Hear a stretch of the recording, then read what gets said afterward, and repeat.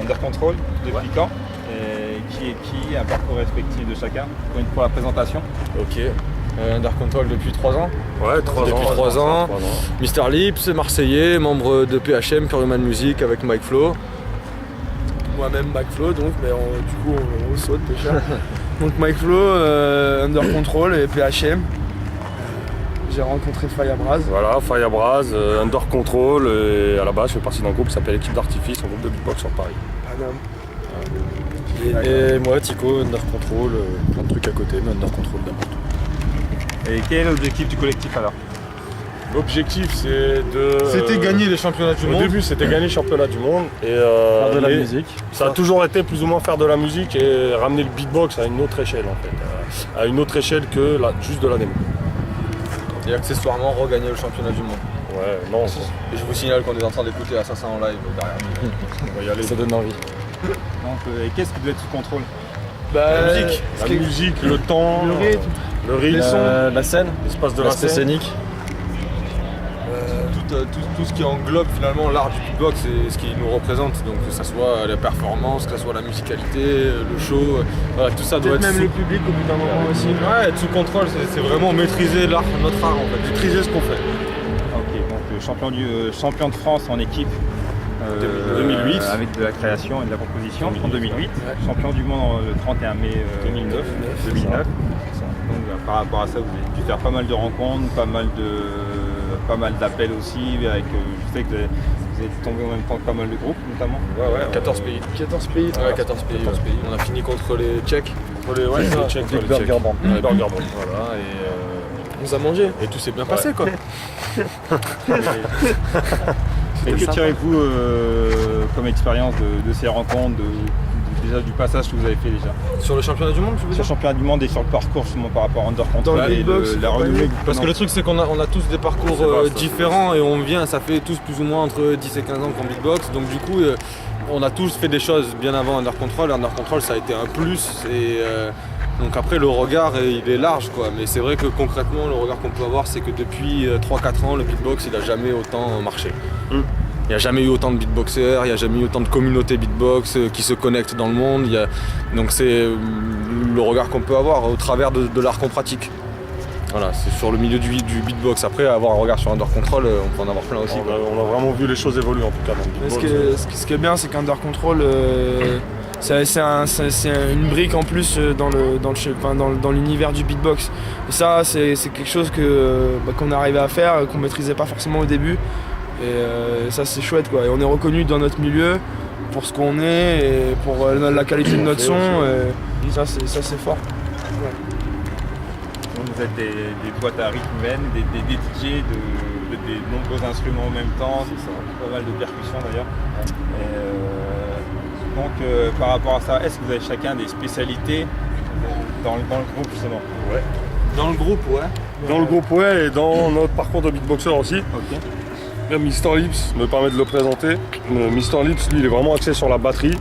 Donc voilà, c'est vraiment un batteur dans le beatbox. Sa spécialité, c'est la batterie. Mike Flo, lui, sa spécialité, c'est les scratchs et l'animation. Beaucoup d'énergie sur scène. C'est vraiment, il tire la scène toujours vers l'avant. C'est beatboxer aussi. C'est assez plaisant. Et, tu sais beatboxer aussi quand même. oui, il sait beatboxer, mais il est vraiment très fort. Mais si on parle des particularités au sein d'Under Control, c'est ça, ouais. En technique, c'est les scratchs. Lui, ça va être les grosses basses. Et effets spéciaux, Effets spéciaux. Voilà. Un peu de voix, des trucs la comme ça. touche jazzy du groupe. La touche stature sur scène aussi. Beaucoup de prestance sur scène. Voilà. Chico.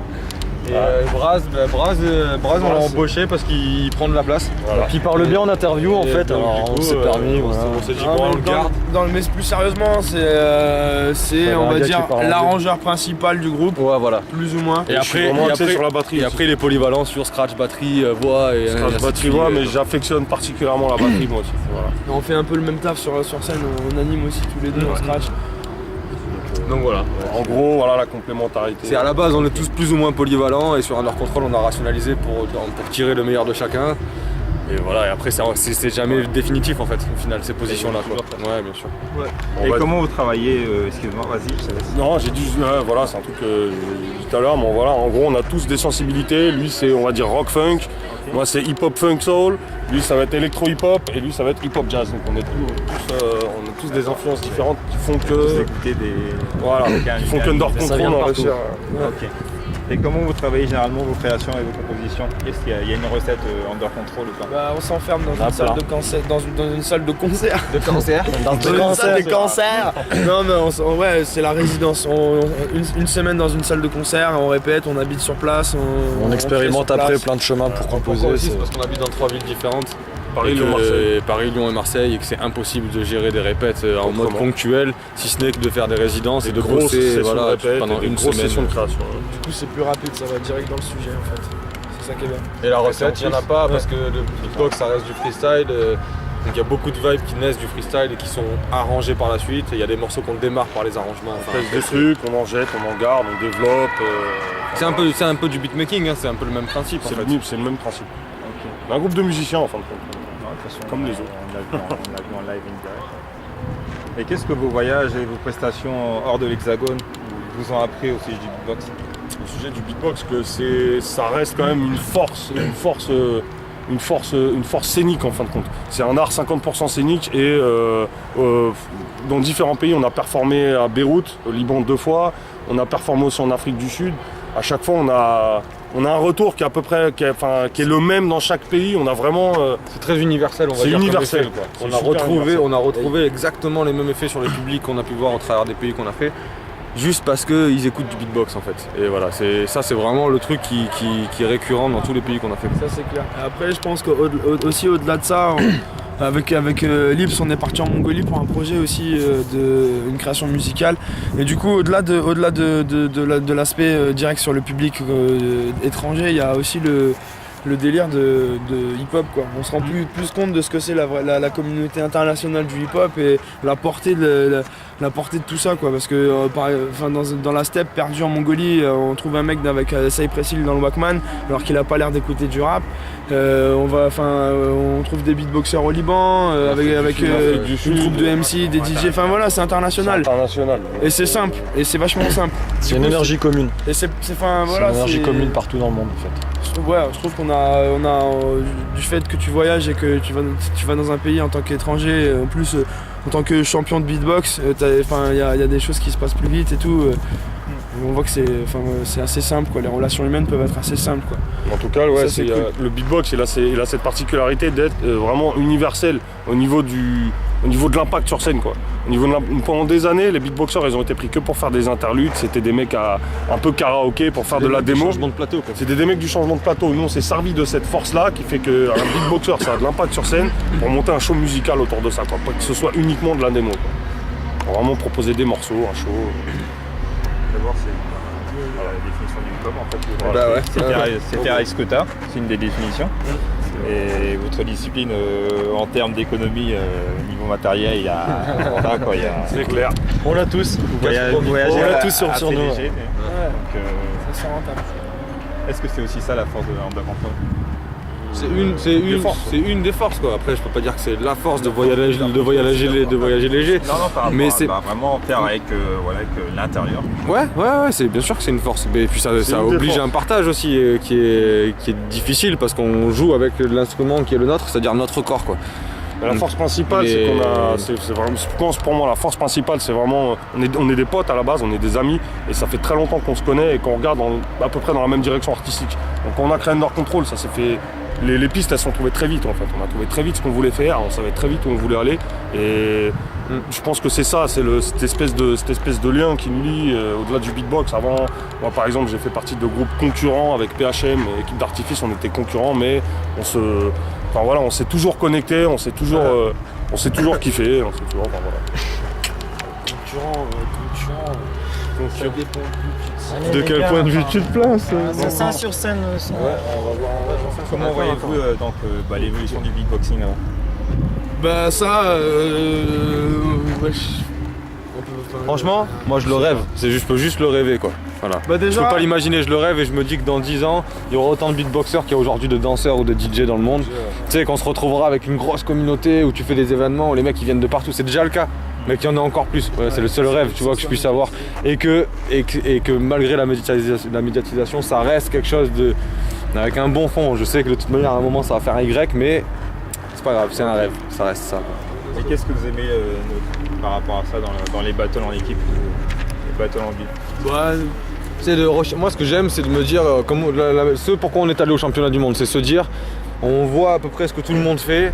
On a un truc vraiment nouveau, tu vois, musical, pas de cover et tout. On savait pas qu'on allait gagner, mais on était chaud. On savait qu'on avait vraiment, on était vraiment différent et original.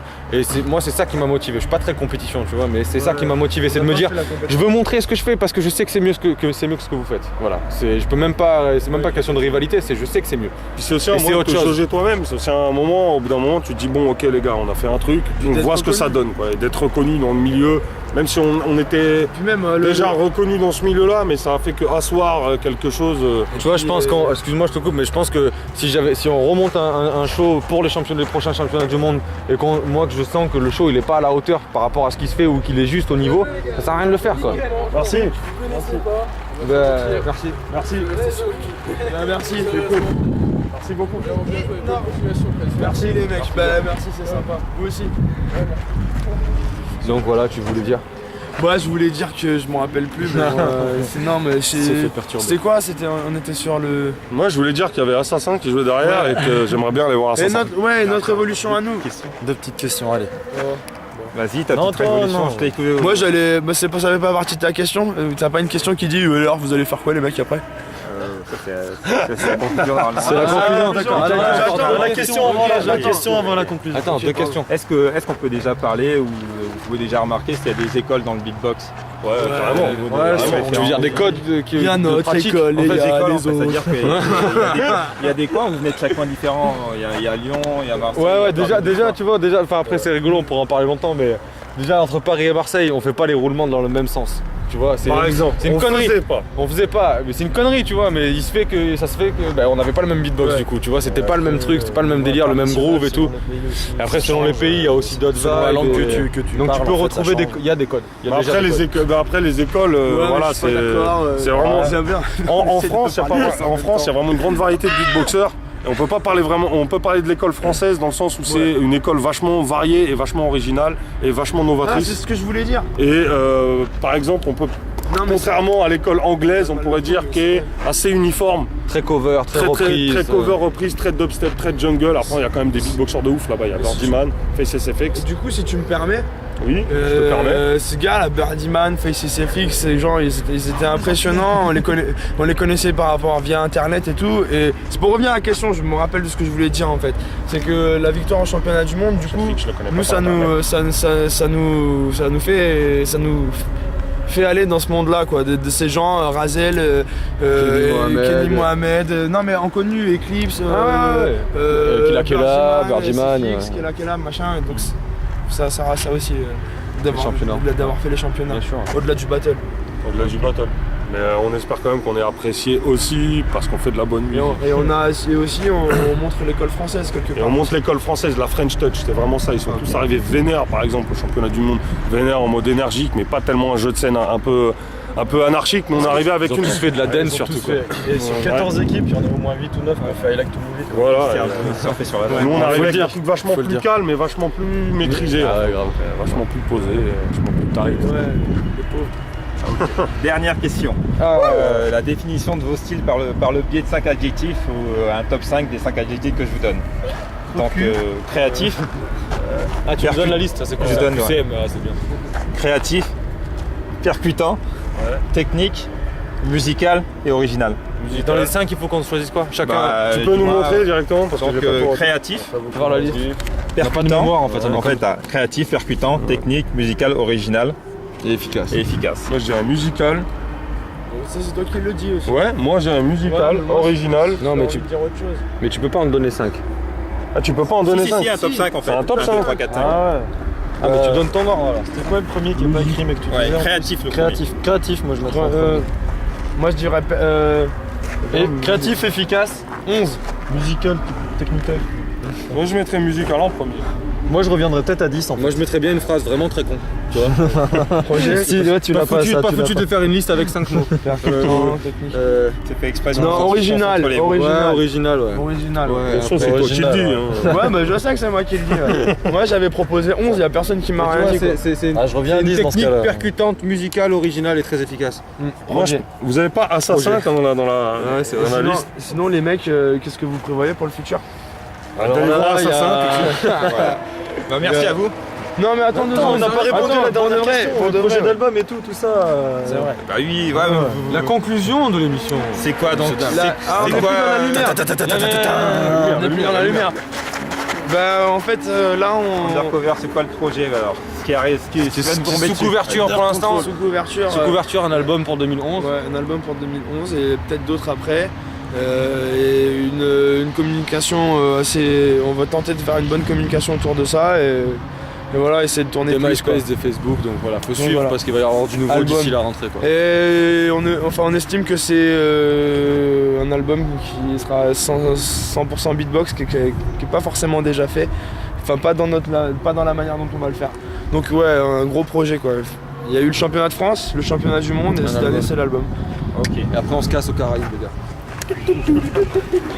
En tout cas, merci. Merci beaucoup. C'est nous qui vous remercions. Parce que je pense juste un truc. Cette image moi de Dark in the Dark Side elle me plaît beaucoup. Et j'aime beaucoup la phrase. Et vous pensiez que le hip hop c'était quoi gros? Allez, Tu captes la photo frère? Et vous pensiez que le hip-hop c'était quoi? je dis le rap c'était peut-être mieux avant, mais le beatbox c'est mieux maintenant. La voix du hip-hop, on demande.